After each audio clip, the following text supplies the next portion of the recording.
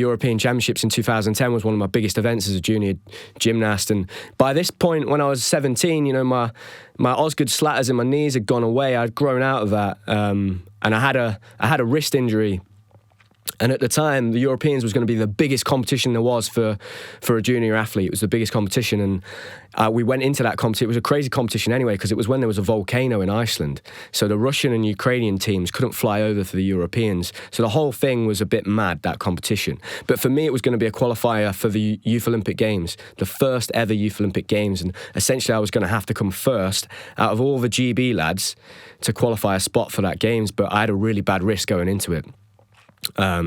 Essentially I had a stress fracture in my wrist and I could barely do the pommel horse. And I actually remember one day we turned up, and this was about 2 weeks before the competition, and essentially this was a year after that first physio had joined, and now we had a proper team of physios and a medical team. And one morning we were at Lilleshall, everyone sat around the floor, juniors and seniors. It's like a big circle of us, because we all used to warm up in a big circle. It was brilliant. It was great, a great way to start a session, just all of us chatting, and there was loads of banter flying around, but all the physios had come in, and I'm struggling to try and compete at this time. And you had all the medical team and all the coaches having a big face-off, and we're sat in this circle, and they're arguing about whether I should compete at the Europeans or not. And all the coaches are saying, you've got to let him compete. It's the biggest competition he'll do as a junior. Potentially it's going to be qualifying him for the Youth Olympic Games. And you've got all the medical staff saying, no way, like, he could end up having a serious injury that stops him competing for the rest of his career. And I can remember walking around the corner, and a coach that wasn't my coach actually leaned over to me and said, Sam, you don't have to listen to them. This is your choice.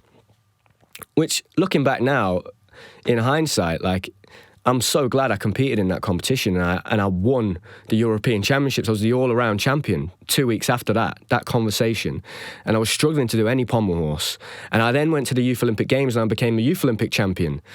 So I would never change that. But I think that attitude back then of, you know, don't go and see a physio, you know, don't go and see a psychologist. They're going to stop you training, stop you competing. It's taken a long time to break that. And I do think that's changed now, like, in the system, but back then it really was a thing. And it's difficult for me looking back to think, you know, who had my best interests at heart then, and what was the right answer? But I chose to compete. It was my decision ultimately. I could have said, no, I'm not going to compete, but I was never going to do that. And I went on, like I said, to have loads of success, and we won again as a team. We won a second in a row team European Championships, and that was two years out from the London 2012 Olympic Games. So if I hadn't gone to those competitions, chances are I might have missed that. That would have definitely changed my trajectory, and I might have missed out on going to London 2012. But getting through that was a difficult one, and even now you can probably see it on the camera. You can look at my wrist. My wrist still sticks out now because it never really healed properly. I never let it heal properly.